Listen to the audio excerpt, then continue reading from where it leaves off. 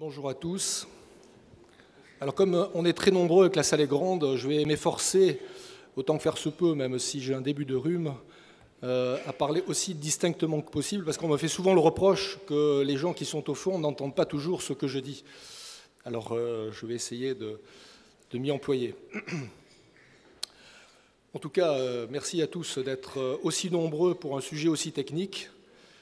Et donc, je voulais quand même, avant de laisser la parole à M. Robert Ophel, notre invité de ce matin, vous dire quelques mots. Donc, Monsieur le sous-gouverneur, Mesdames, Messieurs, chers amis, c'est donc avec un grand plaisir que je vous accueille ce matin pour le premier petit déjeuner de l'année 2013. Celui, vous vous souvenez, qui avait clôturé donc l'année 2012 était essentiellement axé sur l'Europe, puisque nous avions eu le plaisir de recevoir Charles de Croisset, qui était venu nous entretenir de sa vision des destins de la zone euro.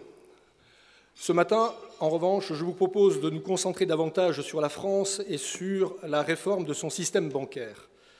Nous avons donc pour ce faire le plaisir d'accueillir M. Robert Ophel, second sous-gouverneur à la Banque de France, et à qui je passerai la parole dans quelques instants. Mais vous le savez, sans vouloir abuser de votre temps, j'aime bien utiliser cette tribune pour vous dire quelques mots de la vie de notre association. Alors, tout d'abord, donc, en dehors du déménagement de notre siège, qui devrait donc être effectif d'ici la fin du mois d'avril, puisque nous avons pris la décision de quitter le 20 rue d'Athènes, qui abritait notre association depuis plus de 15 ans maintenant, pour prendre de nouveaux quartiers aux 3 rue d'Édimbourg, les événements majeurs que je souhaitais porter à votre connaissance sont les suivants. Alors, tout d'abord, le 8 février, la 4e promotion du master trésorerie d'entreprise, qui comptait près de 30 candidats, s'est vu décerner son diplôme de fin d'études. Ce master est animé, je le rappelle, par la FTE en collaboration étroite avec l'Université de Paris 1, Panthéon-Sorbonne. Depuis plusieurs années, en effet, la FTE, donc, dans le cadre de son centre de formation, a décidé de développer des contacts nourris avec le milieu universitaire et celui des grandes écoles. Et je suis persuadé que les titulaires, en dépit des conditions de marché totalement exécrables, comme vous le savez, marché du travail, j'entends, n'auront pas de difficultés pour trouver un emploi à la hauteur de leurs attentes.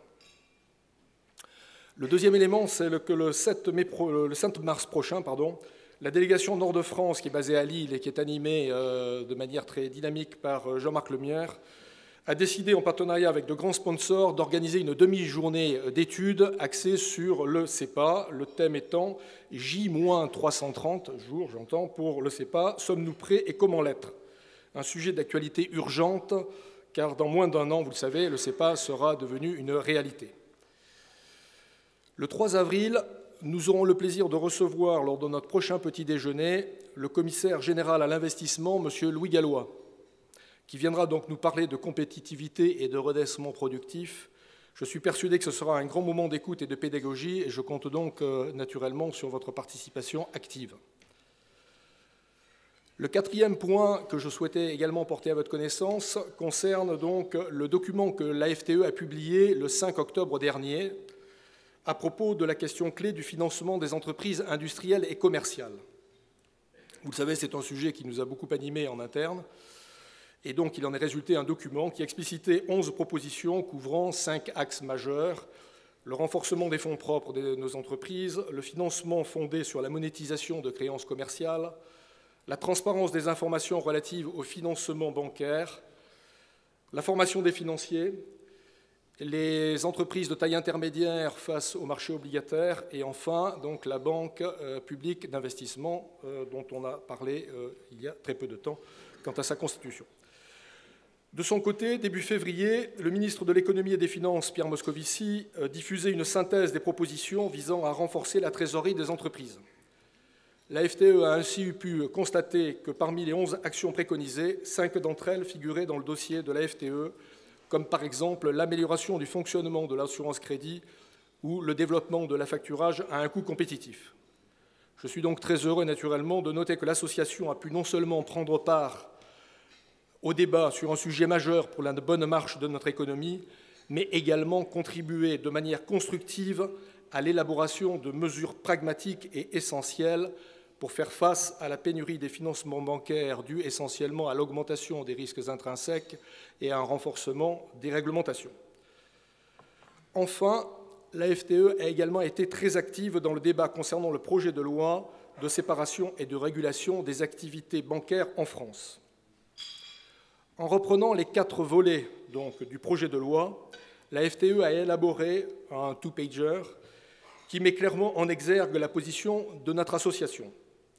C'est ce document, en effet, que le 18 février, nous avons exposé à M. Richard Yung, rapporteur auprès de la Commission des finances du Sénat.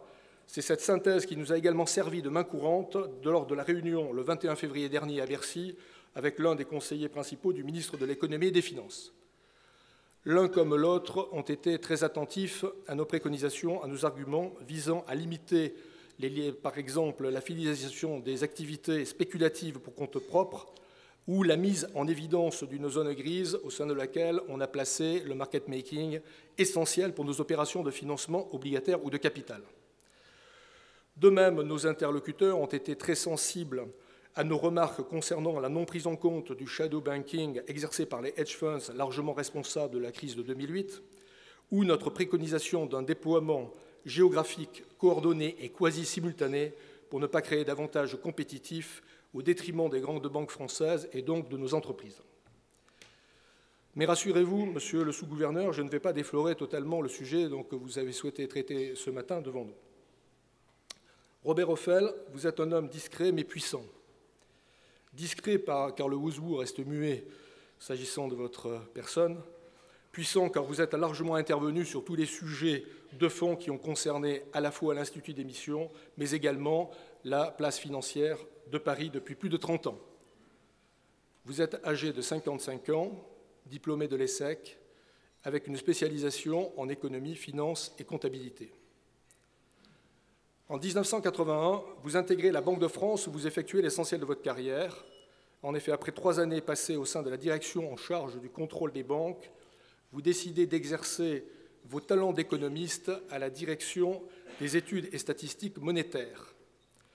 De 1985 à 1989, vous conduisez notamment des travaux sur les relations entre les activités des marchés financiers d'un côté et l'évolution des agrégats de monnaie et de crédit de l'autre, sûrement en avance sur l'instant mentionné.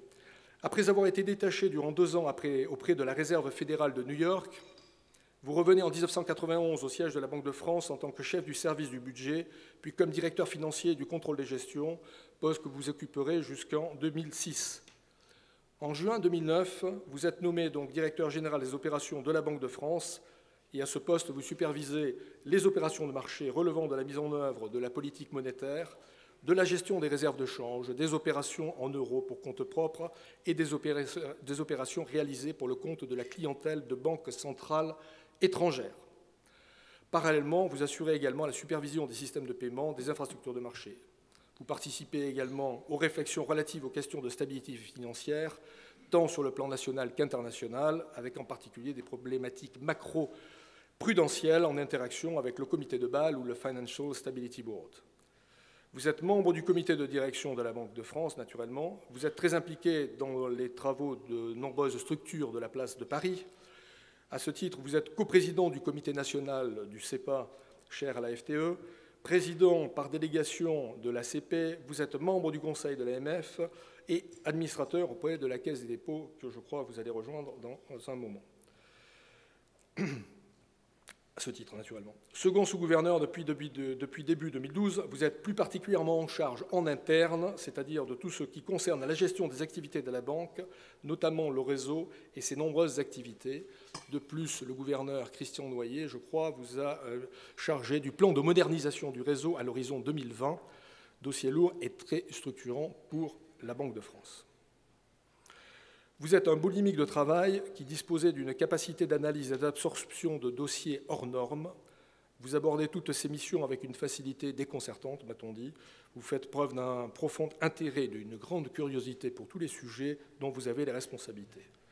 Votre vaste champ de compétences joint à une vivacité intellectuelle exceptionnelle vous permettent de trouver rapidement des solutions novatrices et pragmatiques aux questions qui vous sont confiées. Vous êtes chevalier dans l'ordre de la Légion d'honneur. Alors, je me suis renseigné, parce que ça, c'était le côté court, il y a aussi le côté jardin. Alors, le côté jardin, alors comme Charles de Coulon ou Paul Éribe, vous êtes né à Angoulême, préfecture de la Charente, département dans lequel vous avez gardé beaucoup d'attaches et d'amis. Chaque fois que votre agenda vous le permet, vous aimez vous échapper vers cette belle province de l'Angoumois, en particulier vous réfugier dans votre maison située sur l'île d'Oléron. Vous êtes ainsi à pied d'œuvre pour déguster les fines de Clerc, que vous appréciez tout particulièrement. À cet égard, je me permets de vous rappeler la citation du chat de Philippe du Guéluc.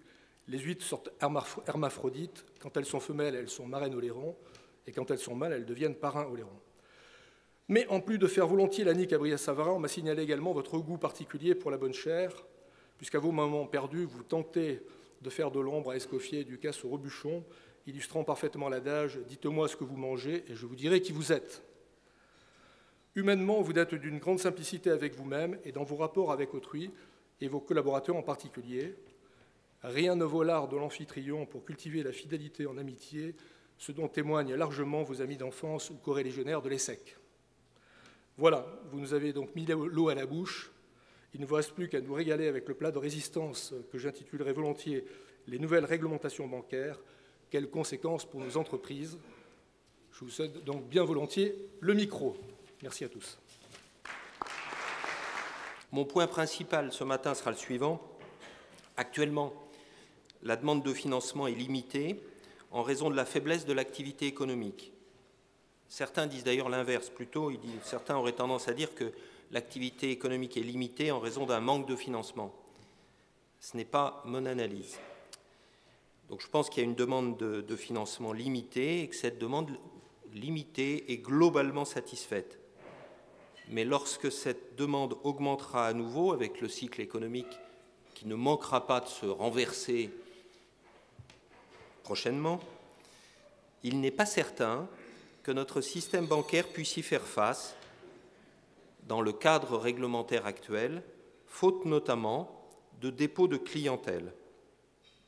Cela signifie qu'on doit se préparer soit à réintermédier des dépôts dans les bilans bancaires, soit à activer des canaux alternatifs de financement, et je pense en particulier, bien sûr, au financement de marché, et tout spécialement à la titrisation. Le plus sage serait d'ailleurs de se préparer à faire les deux, pour être sûr que ces demandes de financement soient satisfaites dans les années qui viennent.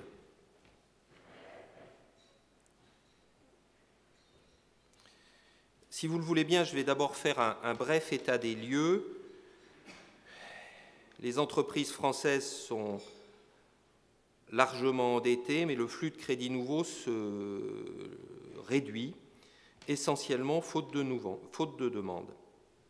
Dans un second temps, j'évoquerai pourquoi, dans le nouveau contexte réglementaire et institutionnel, le secteur bancaire pourrait avoir du mal à accompagner une reprise de la demande de crédit. Nous verrons ensuite comment compléter ces financements bancaires par des financements de marché, notamment via la titrisation. Je conclurai sur les actions entreprises par la Banque de France pour faciliter le financement des entreprises. D'abord, un bref état des lieux. Nous observons actuellement une baisse modérée des flux de financement des sociétés non financières et une baisse très rapide de leur flux de placement. C'est ce que vous voyez sur le graphique voilà, en haut à droite, probablement, ça doit être ça. Vous voyez les flux de financement, les flux de placement des entreprises. De façon assez classique, ces évolutions accompagnent avec un peu de retard les évolutions du PIB. Il y a un certain décalage. Les placements sont les plus réactifs, les financements sont un peu plus décalés. Vous avez sur le graphique en bas à gauche, enfin à ma gauche, donc à votre droite, un graphique qui rapproche les flux de placement, les flux de placement et les flux de financement et l'évolution du PIB en décalant ces flux de quelques trimestres. La baisse modérée des financements que l'on observe actuellement recouvre une baisse rapide des crédits, compensée par une augmentation de l'endettement par émission de titres. Les émissions d'actions restent elles-mêmes symboliques. En fait, la baisse des crédits, comme la baisse des placements, est un indicateur quasi coïncident de la panne de croissance que traverse l'économie française. Mais il faut restituer cela dans un contexte où les entreprises françaises, comme l'ensemble de l'économie française d'ailleurs, est caractérisée par un niveau relativement élevé d'endettement. Aucune des grandes catégories d'agents économiques n'est fortement endettée, que ce soit les sociétés, les ménages, les administrations publiques. Aucune n'est fortement endettée, mais toutes le sont significativement et globalement. On est donc, en France, assez fortement endetté. Ça peut être intéressant de comparer cette structure d'endettement de l'économie française à celle de l'économie allemande. Vous avez ça sur les deux graphiques du haut. L'économie allemande a eu en gros un taux d'endettement stable depuis la création de la zone euro. Vous voyez, tout ça est rapporté au PIB, donc ça peut être ajouté.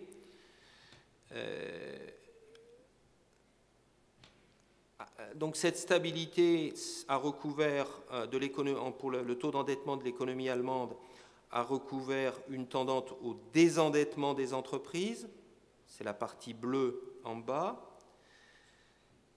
et surtout un désendettement des ménages allemands, c'est la partie verte au milieu, qui a été compensé par un endettement public croissant. En France, tous les agents économiques ont accru leur endettement, et même si l'endettement des entreprises a augmenté moins vite que celui des ménages ou des administrations publiques, il représente désormais 67% du PIB, alors qu'en Allemagne, il en représente 43%. Au début de la création de la zone euro, nous avions des entreprises allemandes et des entreprises françaises qui avaient un taux d'endettement identique par rapport au PIB de chacun des deux pays. Depuis, nous avons eu une évolution. Cette augmentation de l'endettement des entreprises, en fait, ce mouvement est largement stabilisé, puisque depuis plus d'un an, les flux de crédit sont extrêmement faibles, avec une compensation que nous avons ici sur le graphique du bas, entre des flux positifs de crédit aux investissements qui sont en partie compensés par des flux négatifs, c'est-à-dire une baisse des autres crédits, c'est-à-dire des crédits de trésorerie. Et donc des flux très très très bas, alors même que les taux d'intérêt qui sont proposés par les banques françaises sont particulièrement bas, même pour les PME. Vous voyez ici en haut, à droite, en haut, les taux d'intérêt pour les crédits nouveaux inférieurs à 1 million d'euros pour d'échéances allant de 1 à 5 ans. Et vous voyez les taux français et allemands à moins de 4% pour ces échéances-là, assez proches, et en tout cas sur des plus bas historiques. En fait, les enquêtes montrent une forte baisse de la demande de crédit, tant pour les crédits d'investissement que pour les crédits de trésorerie, alors même que les réponses des banques restent très largement positives aux demandes qui leur sont adressées. Nous avons pour établir ce diagnostic plusieurs enquêtes, une enquête auprès des banques et une enquête auprès des entreprises. Puisque je suis ce matin à la FTE, je vais me référer à cette seconde enquête auprès des entreprises que nous conduisons chaque trimestre auprès des PME et des ETI sur leur accès au crédit. vous en voyez les derniers résultats, c'est-à-dire les résultats des trimestres 2, 3 et 4 de l'an passé. Donc, première question, quel est le pourcentage des entreprises que nous interrogeons qui ont fait une demande de crédit, que ce soit une demande de crédit d'investissement ou une demande de crédit de trésorerie. Et vous voyez que ce pourcentage, c'est sur donc les graphiques qui sont sur la colonne de gauche, eh bien, ces pourcentages d'entreprises qui demandent des crédits nouveaux se réduit au cours de l'année 2012, que ce soit les ETI ou chez les PME. Ensuite, on interroge les entreprises.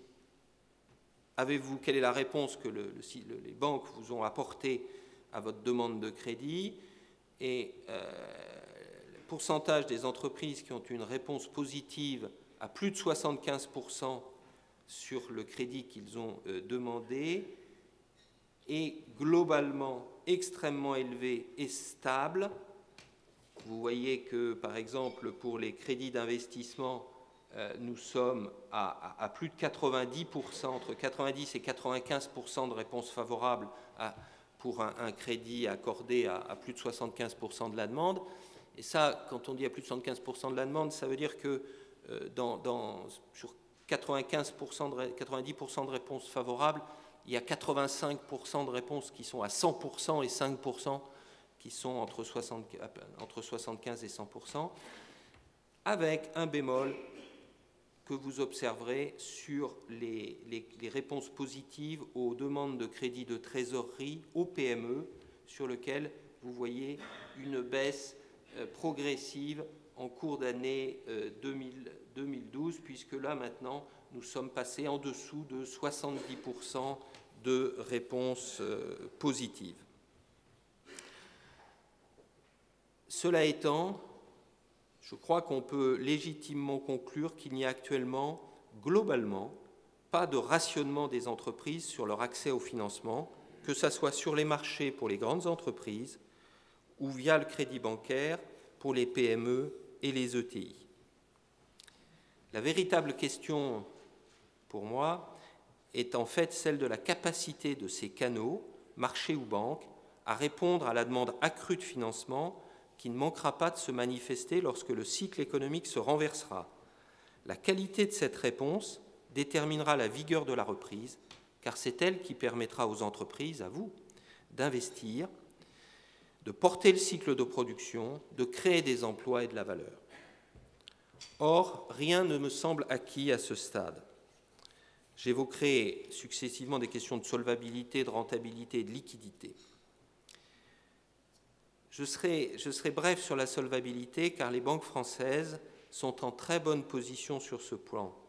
Début 2013, la plupart des grands établissements français ont un core Tier 1 supérieur à 9% en appliquant complètement le dispositif BAL 3 tel qu'il est décliné dans la CRD 4 imminente. Fin 2013, tous seront nettement au-dessus de ce niveau de 9%. Certes, il s'agit d'un sujet qui n'est jamais refermé, avec ces jours-ci, par exemple, le sujet à la mode, qui consiste à mettre en cause les pondérations qui sont déterminées par les modèles internes des établissements pour calculer les ratios de solvabilité. Mais je crois que nos banques n'ont pas grand-chose à craindre sur ce plan. Ce n'est donc pas les problèmes de ratio de solvabilité qui freineront la distribution des crédits aux entreprises dès lors, je crois quand même qu'il faut le mentionner, dès lors que la rentabilité de leurs opérations, et donc en fait, quand on parle de la rentabilité des opérations bancaires, c'est avant tout la rentabilité de leurs opérations de banque de détail, qui font les 2/3 du PNB, du produit net bancaire, de l'activité des banques, dès lors que cette rentabilité se maintiendra et permettra donc d'accompagner une hausse des financements qu'elles pourront accorder. Donc pas de problème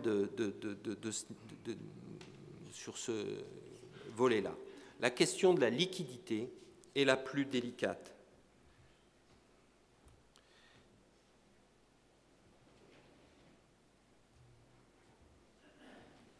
La question de la liquidité est la plus délicate. On sait que la future réglementation sur la liquidité s'articule autour d'un ratio de court terme, le LCR, qui est à moins de 30 jours, et un ratio de long terme, le NFSR, qui est à plus de 1 an.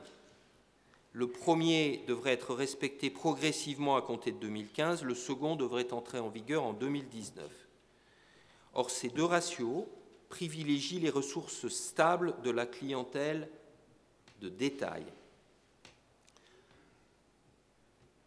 Ils le privilégient au titre du ratio de court terme, parce qu'on considère que des dépôts à vue de la clientèle de détail sont stables et n'ont pas d'exigence dans les 30 jours qui viennent, où on en prend un taux de fuite extrêmement faible, de 3 ou de 5% selon les modalités.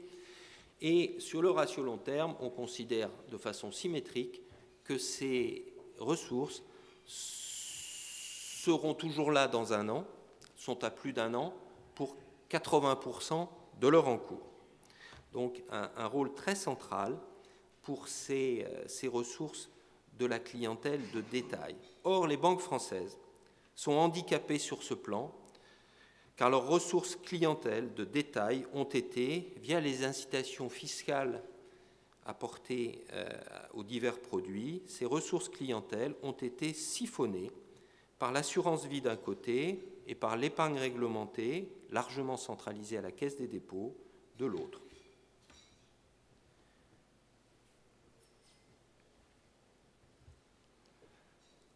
L'assurance vie, qui représentait 20% de l'épargne financière des ménages en 1995, en représentait 37% 15 ans plus tard.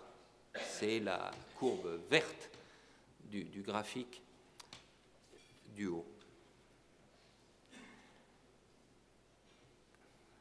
Dans le même temps, les dépôts bancaires passaient de 37% à 30% de cette épargne financière.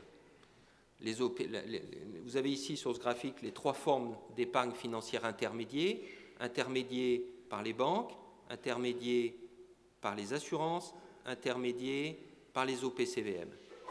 Évidemment, le solde, c'est l'épargne financière non intermédiaire, c'est-à-dire la détention directe d'actions ou parts dans les sociétés ou la détention directe d'obligations. Tout ça, d'ailleurs, étant assez symbolique. Cette décrue des dépôts bancaires, comme vous le voyez sur les graphiques du haut, cette décrue des dépôts bancaires est enrayée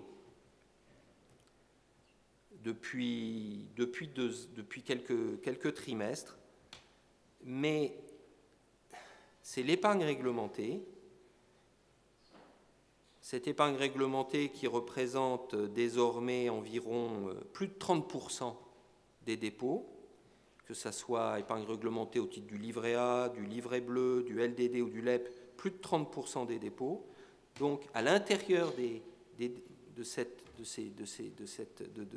dépôts bancaires, c'est l'épargne réglementée qui a été le vecteur le plus dynamique. Vous voyez en bas le graphique sur les flux sur cette épargne réglementée, les flux sur 12 mois. Vous voyez naturellement les effets, une montée au moment de la crise de 2007-2008 et les effets récents des augmentations de plafond. Donc c'est cette épargne réglementée qui a bénéficié du renversement et donc, in fine, pour l'essentiel, la Caisse des dépôts.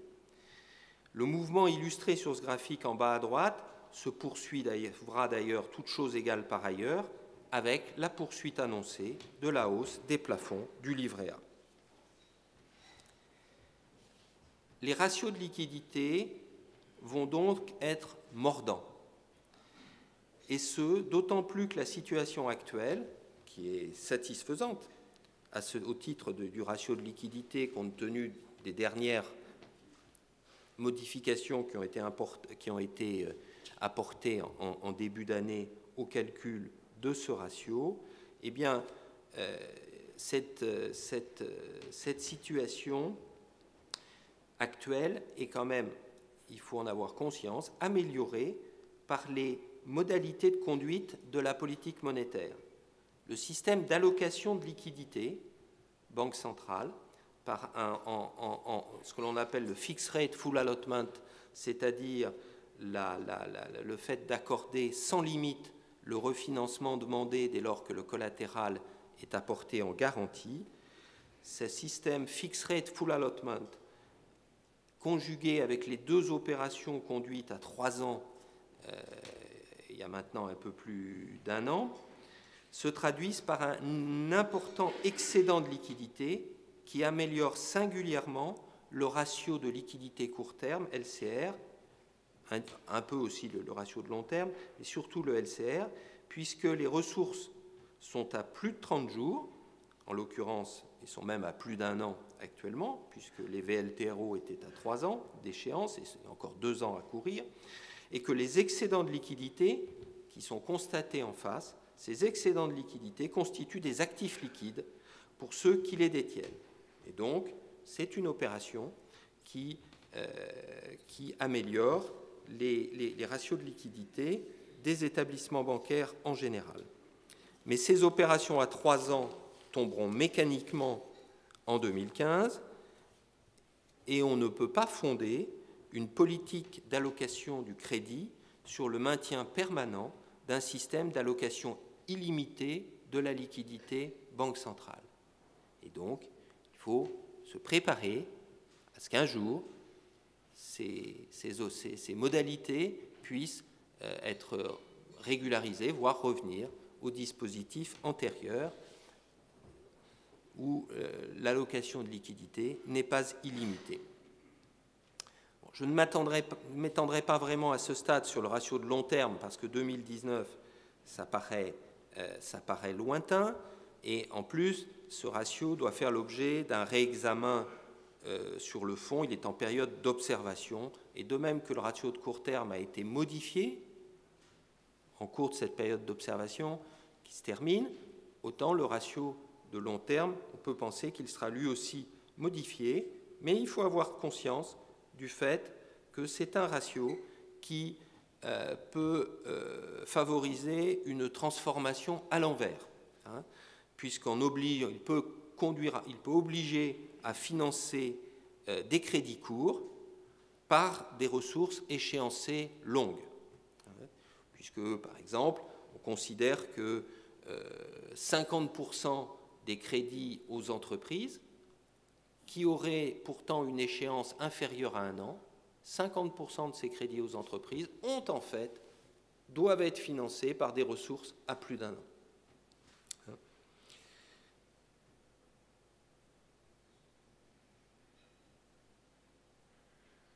Quelles conséquences faut-il tirer de tout cela en termes de financement de l'économie en général et des entreprises en particulier? Ça me paraît assez simple dans son principe. Soit le système bancaire peut réintermédier une part plus importante de l'épargne financière des ménages, soit les financements devront être portés par les établissements qui bénéficient de cette épargne, à savoir la Caisse des dépôts et les organismes d'assurance, particulièrement d'assurance vie. Et de fait, on constate une appétence assez forte de l'une comme des autres pour les activités de crédit. Je vais revenir un peu plus précisément sur les perspectives en matière de financement de crédit par les organismes d'assurance. En effet, si le Code des assurances autorise explicitement les entreprises d'assurance à détenir des prêts en représentation de leurs engagements réglementés, cette détention est strictement limitée, en particulier s'agissant des prêts aux entreprises. Seuls les prêts aux entreprises dont les actions sont négociées sur un marché reconnu, ainsi que des prêts aux entreprises publiques, sont admis largement et sans garantie particulière en représentation des engagements réglementés des compagnies d'assurance. Ils entrent ainsi dans la vaste catégorie des actifs qui, au total, ne doivent pas dépasser 65% des engagements de ces compagnies d'assurance.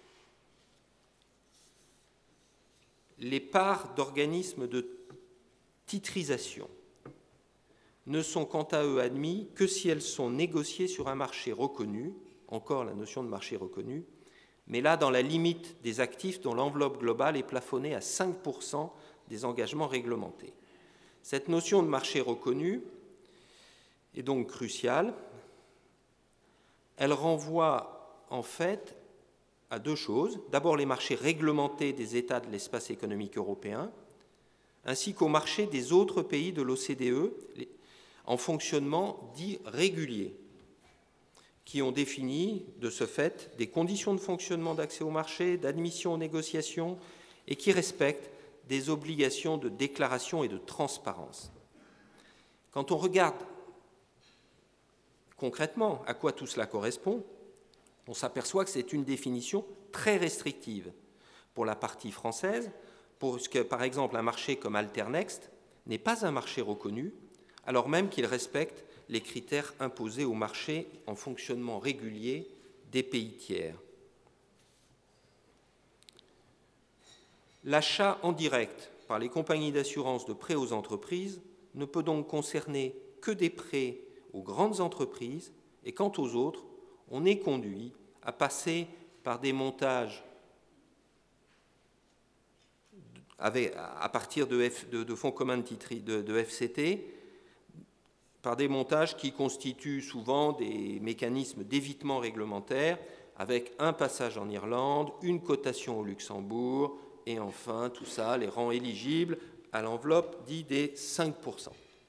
Il est clair que si on souhaite s'engager plus avant dans cette direction de financement des entreprises et des prêts aux entreprises par les compagnies d'assurance, il conviendra de promouvoir des mécanismes plus simples, en particulier des mécanismes de titrisation qui éviteront à la fois les errements des années 2000, mais qui seraient éligibles plus largement qu'ils le sont actuellement aux investissements des compagnies d'assurance. Il faut réexaminer les traitements réglementaires de ces classes d'actifs prêts aux entreprises pour ces investisseurs essentiels que sont les compagnies d'assurance. Ces observations sur la notion de marché reconnu et sur la titrisation mettent en évidence l'importance que ne peut manquer de prendre le recours au financement de marché. Et ce faisant, l'importance d'une bonne maîtrise de la chaîne de marché qui va du listing au settlement en passant par le trading et le clearing. De ce point de vue, on ne peut que se réjouir du maintien des activités de tenue de marché dans le périmètre de la Banque universelle tel qu'il est prévu dans le texte de loi bancaire qui est encore en discussion au Parlement. C'est d'ailleurs aussi le cas, ce maintien dans le périmètre de la Banque universelle, c'est aussi le cas dans le projet de loi bancaire allemand. Mais il est clair que le financement de l'économie française passera également par le maintien, voire le renforcement de l'influence française dans les infrastructures de marché qui traitent nos valeurs. Cela concerne les intermédiaires financiers, mais in fine, surtout les entreprises émettrices. L'avenir d'Euronext est aussi important pour le financement de notre économie que le maintien d'une activité de tenue de marché par les banques françaises. Nous considérons à la Banque de France que le financement des entreprises est au cœur de nos missions. Nous sommes donc résolument proactifs dans ce domaine. Au-delà de notre appareil statistique, le socle de notre intervention est constitué par notre activité de notation des entreprises avec une orientation résolument PME-ETI. Nous notons actuellement 280 000 entreprises. Cette notation qui est l'attention exclusive de l'entreprise notée et du système bancaire peut être utilisée notamment pour refinancer les crédits bien notés ou pour calculer la pondération des risques au titre des ratios de solvabilité bancaire. Ce dispositif très granulaire permet en fait de refinancer des crédits aux entreprises de qualité qui vont jusqu'à la qualité moyenne. La BCE a étendu de la notation Banque de France 3 à la notation 4+, ses critères d'éligibilité en 2008. Puis elle a accepté début 2011 que la Banque de France refinance à ses propres risques, alors que pour le reste, ce sont des risques partagés au sein de l'eurosystème. Là, c'est aux propres risques. Les crédits associés à la notation 4, la notation 4, qui correspond en gros à un double B, renvoie à une probabilité de défaut à 1 an d'environ 1%. Comme le montre ce graphique, l'éligibilité couvre actuellement, en allant jusqu'à la notation 4, eh bien, elle couvre actuellement environ 55% des prêts aux PME et ETI. Et de fait, aujourd'hui, dans le pool d'actifs mobilisables déposés par les banques à la Banque de France, les créances privées, c'est-à-dire les créances sur les entreprises, puisque les créances sur les particuliers ne sont pas éligibles, les créances sur les entreprises représentent 50% du total des actifs qui sont déposés comme étant susceptibles d'être mobilisés à la Banque centrale, à la Banque de France. C'est le taux le plus élevé dans l'eurosystème et de loin. Nous exerçons par ce dispositif une très forte incitation auprès du système bancaire pour l'octroi de crédits aux entreprises. Mais nous souhaiterions que ce gisement d'actifs de bonne qualité, crédits aux entreprises, notés correctement, soit mieux exploité et soit rendu plus liquide. Avec la Place de Paris, nous menons une réflexion sur la mise en œuvre d'un dispositif qui permettrait aux banques, via un véhicule de titrisation, de loger certaines de leurs créances privées au sein d'un instrument qui serait donc mobilisable dans les transactions de pensions bilatérales et auprès de l'eurosystème. Ce ne seraient plus les crédits eux-mêmes, mais les parts de FCT qui seraient traitées. Les sous-jacents envisagés seraient exclusivement des prêts aux sociétés non financières afin d'exclure toute cannibalisation du marché des ABS, marché dont les sous-jacents sont majoritairement des prêts aux ménages. La Banque de France serait partie prenante du dispositif puisqu'elle évaluerait les sous-jacents et pourrait noter les titres. Ces titres seraient d'ailleurs des obligations non tranchées, donc une structure très simple, émise par les structures de titrisation. La Banque de France a simultanément entrepris des démarches auprès de l'eurosystème afin de faire accepter de façon pérenne ce mécanisme qui s'apparente à un véhicule de titrisation de place et d'en promouvoir l'utilisation dans les autres pays de la zone euro. En effet, les gisements de créances privées sont aujourd'hui sous-exploités dans l'ensemble de la zone euro, parfois pour des raisons juridiques, parfois pour des raisons opérationnelles. Or, nous savons que nous avons devant nous des besoins de collatéralisation et de garantie de plus en plus fortes, et donc il est précieux de pouvoir mobiliser les meilleurs supports possibles dans ce vaste mouvement de financement de l'économie de façon fluide et de collatéralisation des opérations. Cette démarche s'inscrit dans une volonté plus large de rendre plus liquides les prêts présents dans les bilans des banques.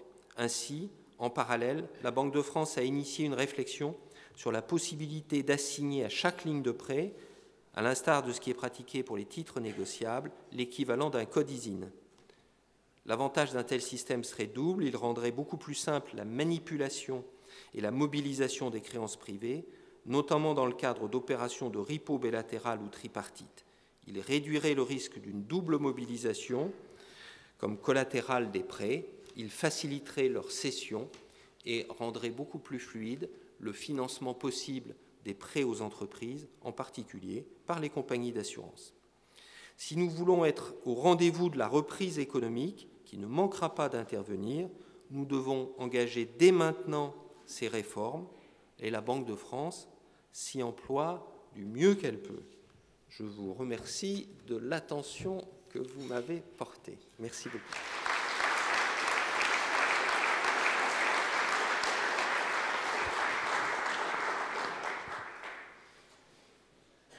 Peut-être il y a quelques questions ou commentaires ou réactions ou contestations sur ces éléments. Bonjour, Michel Française, BPCE. Vous avez évoqué la réforme Bâle III un petit peu en disant qu'elle allait probablement constituer un frein, un handicap à la distribution de crédit aux entreprises par les banques françaises. Il semblerait que l'application de cette réforme, en tout cas par les banques américaines, par les banques asiatiques, au Japon notamment, aussi les banques anglo-saxonnes, ne soit pas pour tout de suite.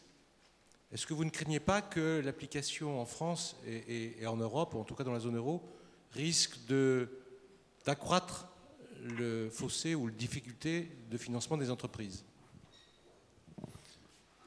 Je crois que dans le dispositif Bâle III, il faut bien distinguer ce qui a trait à la solvabilité et ce qui a trait à la liquidité.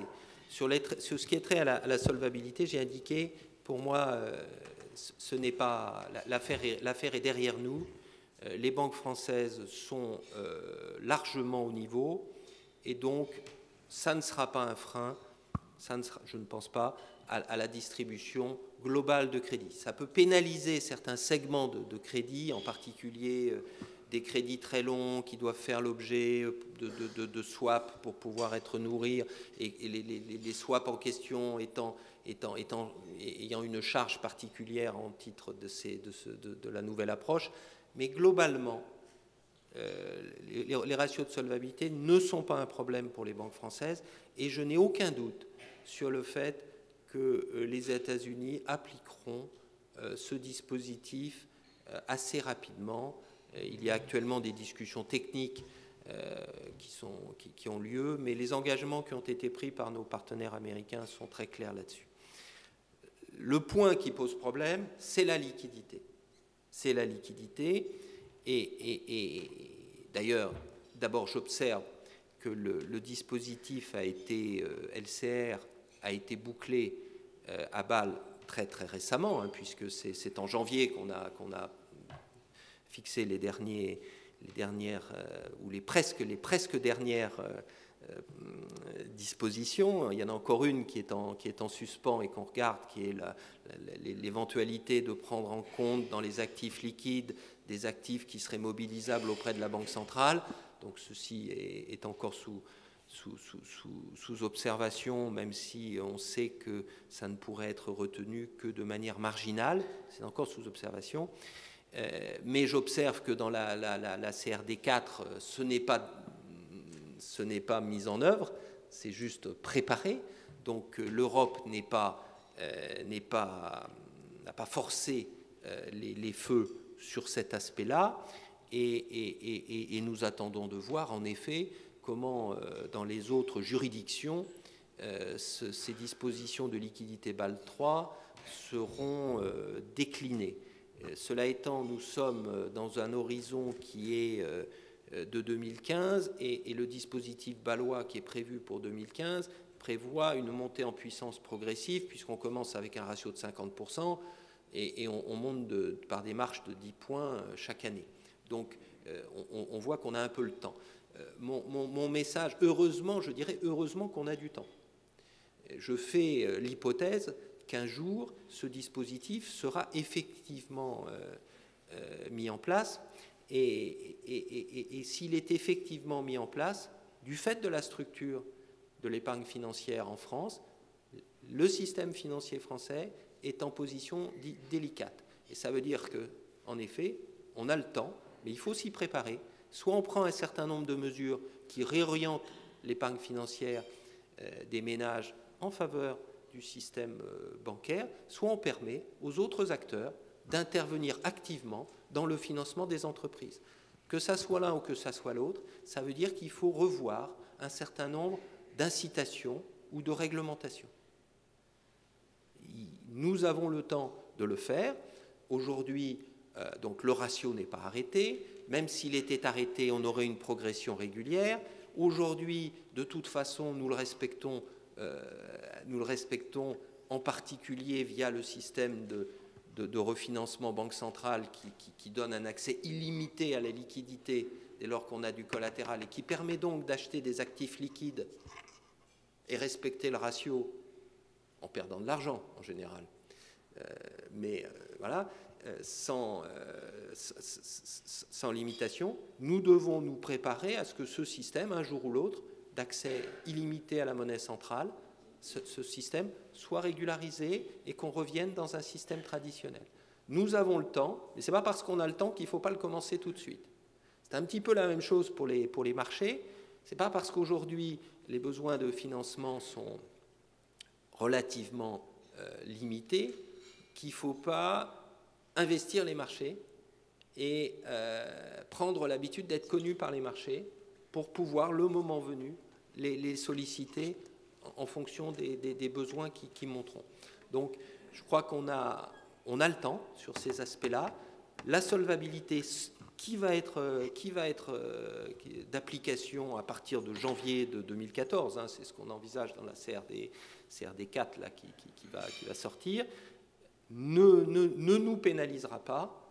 Préparons-nous sur les autres mécanismes.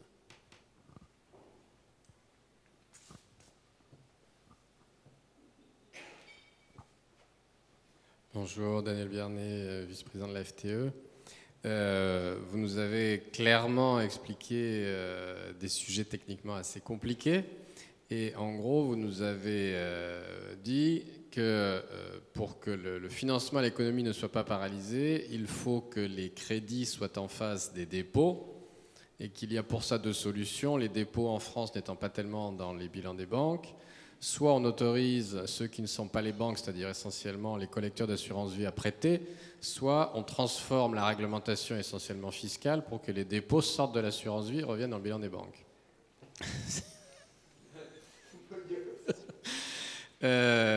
Partiellement. Je caricature un peu, mais... On fait les deux. Et de votre point de vue et de l'observatoire privilégié où vous êtes, qu'est-ce que vous percevez aujourd'hui comme étant la position des différents acteurs face à ces deux principales solutions, qu'il s'agisse des différents acteurs concernés, c'est-à-dire des banques ou des pouvoirs ou de ceux qui ont le pouvoir de changer la réglementation, c'est-à-dire les autorités publiques? Je ne vais pas parler pour les autres autorités publiques, mais j'ai un peu stylisé, ce sont des faits stylisés, deux voies. En fait, je crois que la bonne approche, nous n'avons pas besoin de révolution dans nos circuits. Je pense que la bonne solution, c'est de faire un peu des deux. Faire un peu des deux, c'est réviser revisiter un certain nombre de réglementations ou de freins qui limitent la possibilité pour les entreprises d'assurance de porter des prêts aux entreprises et d'éviter que les flux d'assurance vie tels qu'on les a connus reviennent. C'est-à-dire, aujourd'hui, l'assurance vie, c'est combien? C'est 1300, 1400 milliards. Il n'est pas question de bouger des centaines et des centaines de milliards. Ce n'est pas un mécano. Ça serait très déstabilisant pour tous les acteurs. Ce qui est clair, je crois, c'est que le plus simple, c'est de maîtriser cette masse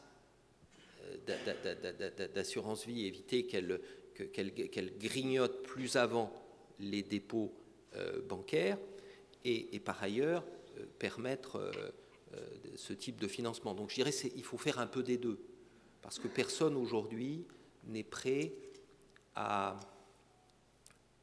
mettre sur la table des réformes de très très grande ampleur qui déstabiliserait des acteurs qui font leur travail. Enfin, je veux dire, et en plus, qui ont une stabilité extrêmement utile pour l'économie française. Donc, soyons modestes dans nos ambitions, mais très volontaristes sur le point d'arrivée, et essayons d'y arriver progressivement puisqu'on a le temps, en évitant les grands mouvements. Je crois que c'est l'approche qu'il faut privilégier. Il y a aujourd'hui une mission, on attend une loi sur l'épargne, puisque je crois qu'un rapport est attendu sur les incitations à apporter. Le point principal semble être un PEA-PME pour renforcer les fonds propres.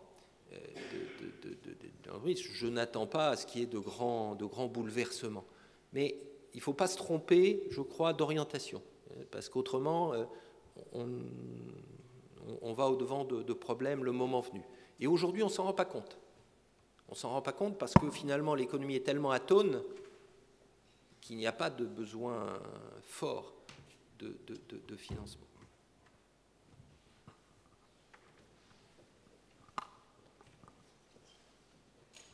Pardon. Merci, Patrice Tourlière-Lafarge, vice-président de la FTE. J'ai été très intéressé par les moyens techniques que vous avez décrits pour essayer de pallier finalement aux conséquences des fameux ratios de Bâle III. Est-ce que vous pouvez nous expliquer comment fonctionne ce comité de Bâle? Parce qu'on est un peu troublé tout de même d'un comité qui semble être un comité technique, qui prend des décisions qui, in fine, semblent empêcher les banques de faire leur métier de base, qui est quand même de prêter. Et les solutions que vous évoquez sont des solutions qui reportent cette responsabilité sur d'autres acteurs de la vie économique. Alors, si on prend un tout petit peu de recul, on se dit, après tout, est-ce que ce ne serait pas plus simple de prendre des mesures qui n'empêchent pas les banques de faire leur métier? Alors, comment ces décisions se prennent-elles au sein du comité de Bâle? Quelles sont les influences des uns et des autres? Et est-ce que vous croyez qu'on voit bien qu'il y a aujourd'hui sur les ratios de liquidité des portes ouvertes, que tout ça n'est pas figé, mais on est quand même troublé de l'espèce de séquence des décisions prises qui, manifestement, ont quand même déstabilisé beaucoup le système bancaire, peut-être pas uniquement en France d'ailleurs, mais... Oui, c'est une question très, très stimulante parce que, d'abord, il faut quand même imaginer que la France est un pays très spécial. Il y a beaucoup de pays qui ont des spécificités, mais en France, on trouve la banque assurance à un niveau inégalé, et avec une assurance vie qui a un poids qu'on ne trouve pas ailleurs. On trouve une épargne réglementée qui n'a aucun équivalent dans aucun autre pays. On trouve une industrie de la gestion et des OPCVM court terme, monétaire, qui s'est développée de façon extrêmement forte.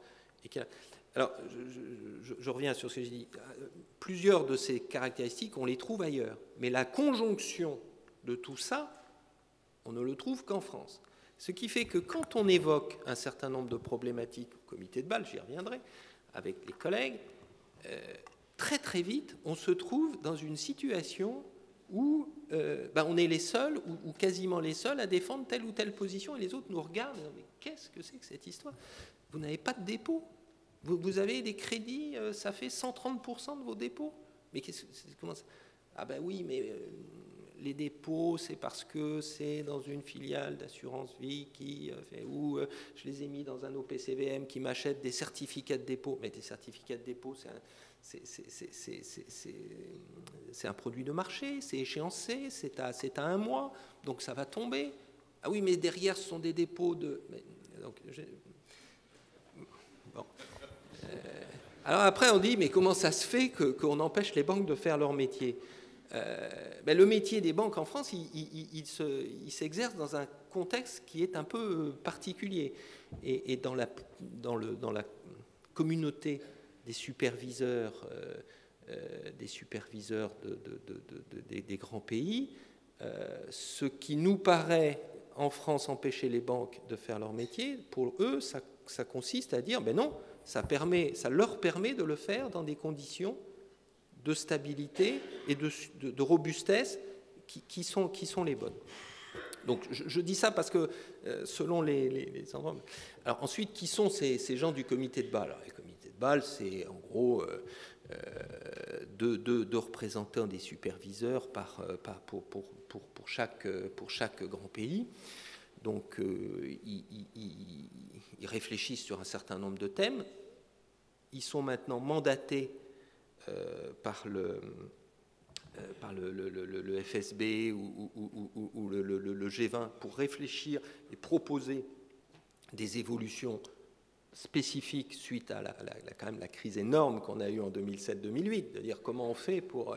Donc ils ont travaillé spécifiquement sous mandat pour améliorer les réglementations et pour que ces réglementations, elles soient complètement homogènes d'un pays à l'autre. Pourquoi? Parce qu'on s'aperçoit qu'il y a une interdépendance formidable entre les systèmes financiers de tous les grands pays. Donc on a tous un intérêt collectif à ce que cette réglementation soit appliquée de façon homogène.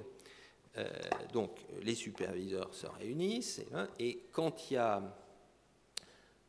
il faut in fine entériner un certain nombre de choses, sont les gouverneurs des banques centrales des pays en question qui entérinent ou pas les travaux du comité de Bâle.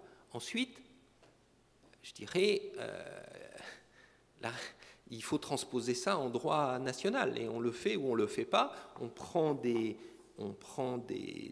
libertés ou on n'en prend pas, et ensuite, ce que fait le comité de Bâle, c'est qu'il est greffier, et il dit, ben voilà ce qu'on avait retenu, et voilà les pays qui l'appliquent, bien ou pas, etc. Et quand le FMI fait ce qu'on appelle des FSAP, c'est-à-dire des analyses sur place du système financier de chaque pays, eh bien, il va analyser la situation au regard, d'ailleurs, des critères et des réglementations qui ont été proposées par le comité de Bâle. Et souvent, si on ne les respecte pas, il va faire un état des lieux qui est mauvais et qui est public. Donc, dans cette problématique-là, l'idée, c'est de dire, soit vous le respectez, soit vous expliquez pourquoi vous ne le respectez pas. Et de toute façon, ceci sera public. C'est une pression un petit peu morale et qui débouche d'ailleurs après sur une pression des marchés. C'est-à-dire que même si la réglementation bâloise n'a pas été déclinée en droit national, les marchés vont demander et en Bâle 3, en full Bâle 3, vous en êtes où? Donc il y a une alchimie qui est typique des relations internationales et des négociations internationales, mais qui n'est pas spécifique. D'ailleurs, on voit que les règles bâloises, il y a une spécificité, il y a quelque chose d'assez intéressant, c'est que les règles bâloises ont vocation à s'appliquer aux grandes banques. Pour ça en Europe, lorsqu'on les décline, on les décline pour toutes les banques. Et c'est ce sont les CRR ou CRD qui sont là. Aux États-Unis, ils l'appliquent ou ne l'appliquent pas, et quand ils l'appliquent pour les grandes banques uniquement. J'attire l'attention là-dessus. C'est peut-être une...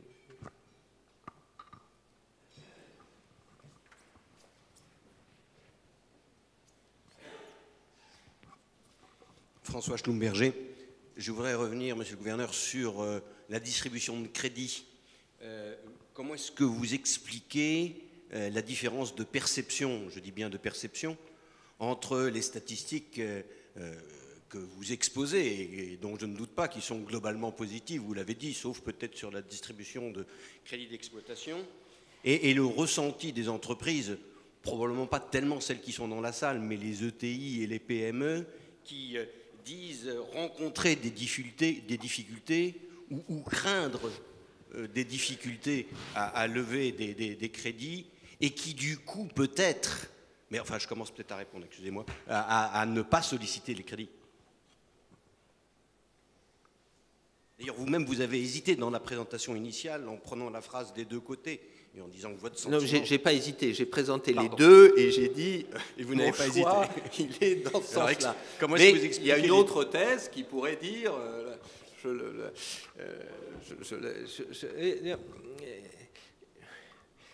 c'est très difficile de réconcilier des phénomènes, je dirais, entre guillemets, anecdotiques. C'est-à-dire, on rencontre un chef d'entreprise qui dit « j'ai un problème », etc. Et derrière, les statistiques qu'on obtient. Parce que les statistiques qu'on obtient sont celles que j'ai présentées, qui sont, disons, qui sont assez claires. Globalement, il n'y a pas de problème l'essentiel n'est pas du côté de l'offre de crédit, mais il y a une panne dans la demande, et donc tout va bien. Enfin, tout va bien, en termes de rencontre de l'offre et de la demande. Or, on connaît tous un certain nombre de trésoriers, de chefs d'entreprise qui ont des problèmes et des soucis.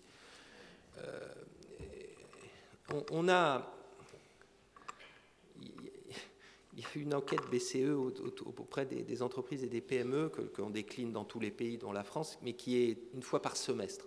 Donc on n'a que le premier semestre, on a tous les semestres, mais la dernière s'arrête au premier semestre 2012, dans lequel on demande aux entreprises quel est votre principal problème, c'est quoi votre souci principal. Alors on dit c'est trouver des clients, c'est la concurrence, c'est le financement, j'arrive pas à me financer, c'est la réglementation est insupportable, c'est le coût de la main-d'œuvre est extravagant, et j'arrive pas à trouver du personnel qualifié. En gros, les différentes réponses. En Allemagne, le principal souci, alors je mets trouver des clients, parce que trouver des clients, c'est quand même toujours... Et si je mets ça de côté, le principal souci des entreprises allemandes, c'est je n'arrive pas à trouver de personnel. Le principal souci des entreprises françaises, c'est le coût de mes facteurs de production est trop élevé.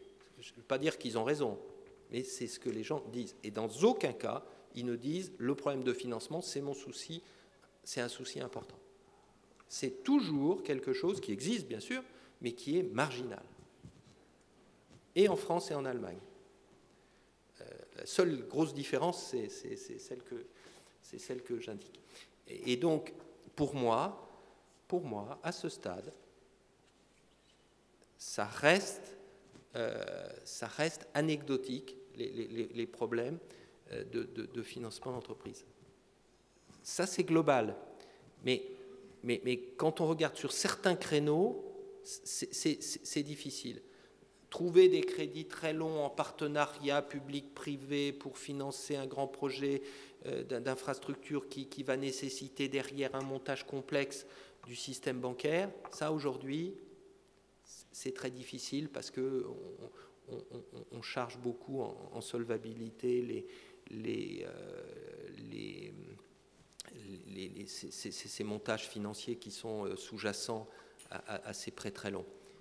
Aujourd'hui, quand on dit je veux acheter, tiens, j'ai un contrat avec un énorme bateau de croisière qui va me donner de l'emploi pour pas mal de temps dans mon chantier naval, mais attention, c'est payé en dollars avec des options de remboursement anticipé très très fréquentes. Ça, c'est difficile à financer parce que les banques françaises ont perdu une partie de leur accès facile au financement en dollars qu'elles avaient jusqu'à l'été 2011. C'est un fait. Donc, on trouve de façon anecdotique, qui n'est pas anecdotique pour les gens concernés, hein, mais on trouve un certain nombre de problèmes. Ces problèmes, ils sont soit pour des entreprises, soit pour des types de financement. C'est vraiment indéniable. Globalement, quand on agrège tout ça, le panorama n'est pas négatif. Une dernière question ?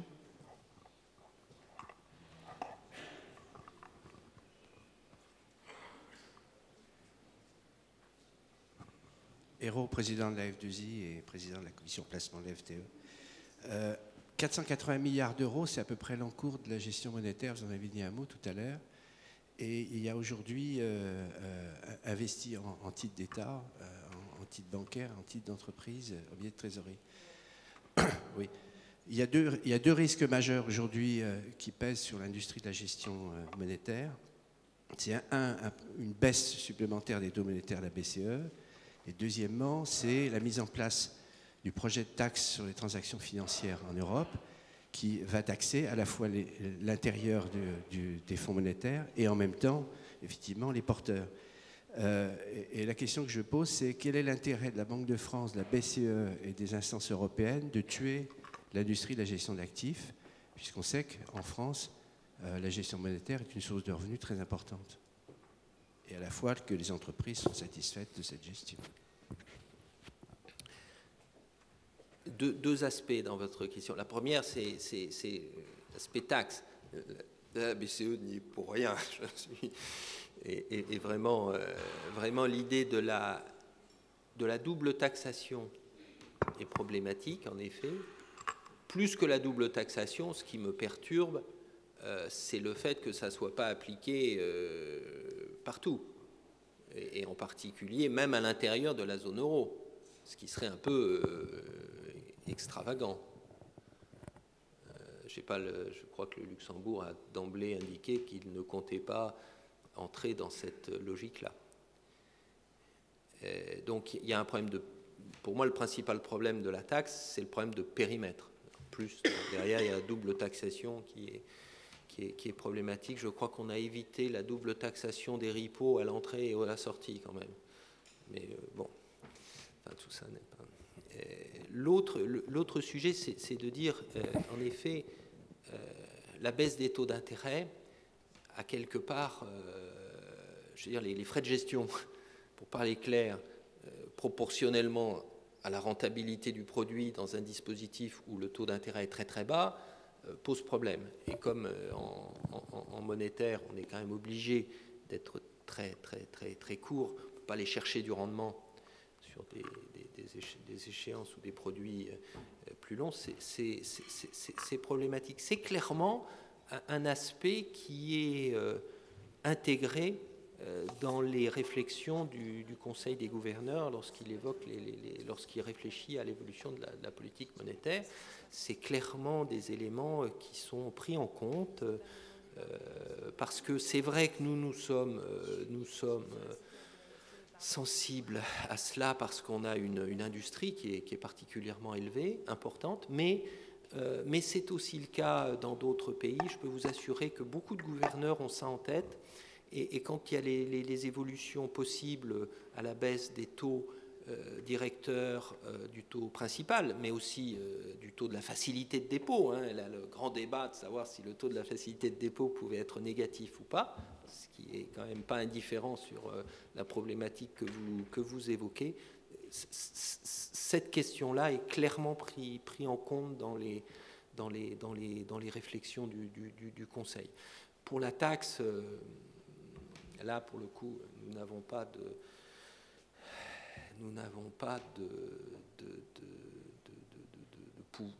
sommes pas l'initiative de cela. Et pour nous, vraiment, le principal problème, c'est un problème de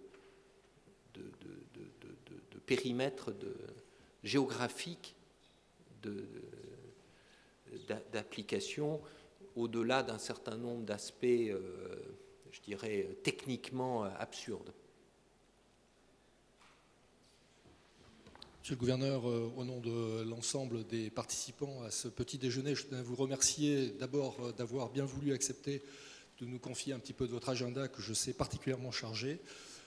Par ailleurs, je crois qu'on a pu tous apprécier les propos que vous avez bien voulu tenir devant nous sans finalement langue de bois et de manière relativement claire. Je pense entre autres au rôle des compagnies d'assurance dans le financement à venir de nos entreprises. Et on voit bien qu'on est sur un sujet excessivement délicat parce que les banques, à travers le risque systémique qu'elles font encourir à l'ensemble des économies, sont un sujet délicat à traiter, mais que l'on ne peut pas, à mon avis, écarter de l'ensemble de la zone euro et de la mondialisation, puisqu'elle y participe très largement. En tout cas, merci pour tous les propos que vous avez bien voulu tenir ce matin.